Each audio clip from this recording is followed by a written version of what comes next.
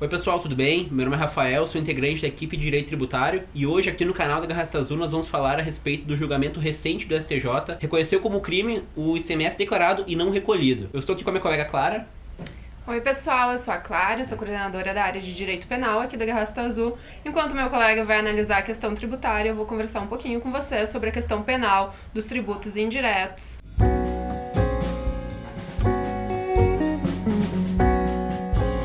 Os tributos indiretos são aqueles, então, que possuem, por sua própria natureza, um repasse ao consumidor final. É certo que, em última análise, todos os tributos, sejam eles diretos ou indiretos, implicam um repasse de seu ônus ao consumidor final. Porém, nos diretos, é bastante evidente o fato de que o próprio sujeito passivo, ou seja, o próprio contribuinte, assume o ônus desse tributo. Os tributos indiretos normalmente incidem sobre o próprio consumo, ou seja, o ICMS, o ISS, a PIS, a COFINS, são tributos que ficam destacados na nota fiscal, ou seja, é evidente que há um repasse ao consumidor final. É possível quantificar o quanto é repassado ao consumidor final, diferente do que ocorre com os diretos, que é o caso do imposto de renda, é o caso do IPTU pago pela empresa que possui uma sede própria, é o caso do IPVA da empresa que possui veículos próprios e assim por diante. Para fins dessa decisão do STJ, é relevante também a distinção referente aos tributos sujeitos ao lançamento por homologação, que é o caso do ICMS, que foi o tributo que gerou toda essa questão criminal envolvendo o julgamento em questão. Os tributos sujeitos à homologação, então, são aqueles em que o contribuinte efetua uma declaração e nessa declaração ele já informa o quanto ele precisa recolher de tributos. A entidade arrecadadora não realiza qualquer fiscalização nesse momento inicial sobre o quanto efetivamente é devido pelo contribuinte, então cabe a esse devedor, ao sujeito passivo, efetuar o pagamento desse tributo que anteriormente foi declarado. O julgado do STJ traz uma grande inovação no direito penal. Isso porque os tributos que anteriormente eram declarados, mas não eram recolhidos, não se tinha um entendimento muito claro de que era crime.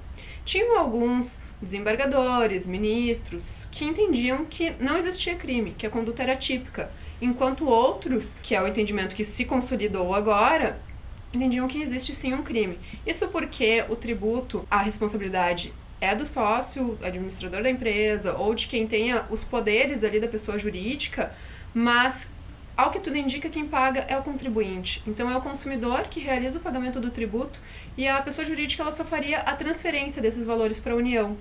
Então, qual que foi o entendimento agora do STJ?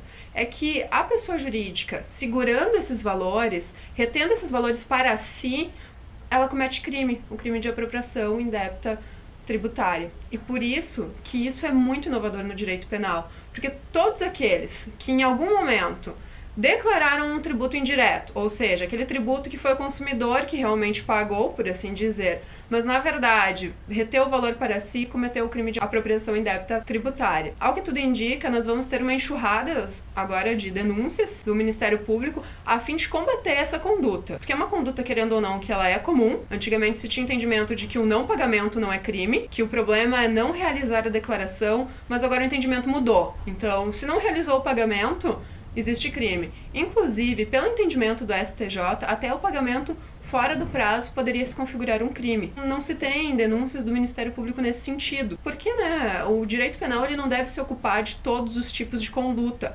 As condutas elas devem ser relevantes, não podem ser insignificantes, porque o direito penal é caro. Ele é uma máquina que é movimentada pelo Estado, somos nós que pagamos. Então, cada processo ele tem um custo muito alto. E por isso, um acontecimento em que o contribuinte ele declarou, não pagou na data e pagou posteriormente, geralmente não se tem uma denúncia. Mas, após esse entendimento consolidado do STJ, é possível que ocorram. Então, é necessário ter um cuidado muito especial nesses casos. O entendimento anterior acreditava que a conduta não configurava crime porque não era realmente o contribuinte que estava pagando. Vou pedir ajuda aqui do meu colega do direito tributário para explicar qual que era esse entendimento. Num sistema de tributação não cumulativa, o tributo devido pelo próprio contribuinte poderá ser compensado com o tributo já recolhido nas etapas anteriores. No ICMS, por exemplo, para evitar uma tributação em cascata, é possível que, quando da declaração e do recolhimento do imposto devido pelo meu próprio estabelecimento, eu possa então apurar o crédito, presumido ou não, de etapas anteriores do ciclo produtivo da minha mercadoria.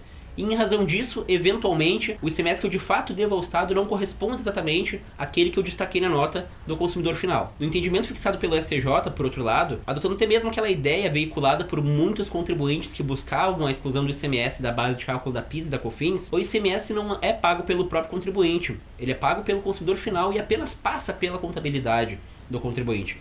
O sujeito passivo, portanto, ele é mero depositário e responsável pelo recolhimento desse imposto. Isso foi defendido por muitos contribuintes perante os tribunais nesses últimos anos e se implicou, por exemplo, o entendimento de que o ICMS não deve compor a base de cálculo da PIS/COFINS, que é a Receita Bruta. Esse entendimento agora vem a favorecer a entidade arrecadadora por não se tratar de uma receita própria do contribuinte, mas sim de um valor que apenas passa por sua contabilidade, então haveria aí uma apropriação indébita tributária. Bom, para verificar como é importante quando o direito se interliga, ou seja, um entendimento do direito tributário agora está impactando fortemente no direito penal. Os ministérios públicos poderão ingressar com várias demandas contra os contribuintes, pois, na verdade, quem realiza o pagamento do ICMS ou de outros tributos indiretos é o consumidor final. Então, esse caso aqui, que foi julgado pelo STJ, é um caso de Santa Catarina, que o entendimento lá do Tribunal de Justiça de Santa Catarina já era no sentido de que tinha um crime quando se declarava o tributo, mas não realizava o pagamento. Então, a partir disso, foi para Brasília e os demais tribunais de justiça devem consolidar esse entendimento. Aqui no Rio Grande do Sul, o entendimento era de que não ocorria crime. Então, se o agente declarava, mas não realizava o pagamento, não era uma conduta típica. E agora, diante desse entendimento de Brasília, tudo pode mudar. Nada impede do Ministério Público recorrer e isso ir para Brasília e Brasília reformar esse entendimento, porque se isso for consolidado, nós teremos graves dores de cabeça. Então, é a hora de se preparar, de organizar as coisas, porque nós não podemos deixar os fios soltos, porque o Ministério Público está aí para fazer o seu trabalho, ele é o fiscal da lei. Então, tendo casos de que o ICMS ou qualquer outro tributo indireto, porque esse entendimento, sim, pode se aplicar para qualquer tributo indireto, o Ministério Público pode realizar a denúncia.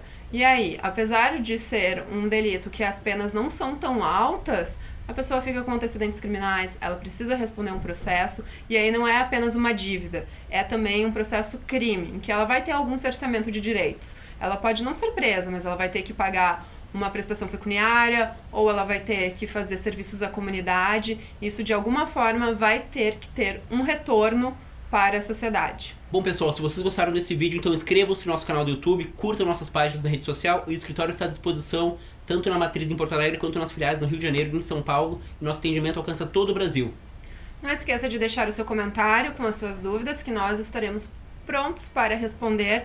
E compartilhe o vídeo com os amigos, porque é um assunto muito importante, todo mundo deve estar por dentro. Até mais, pessoal! Até!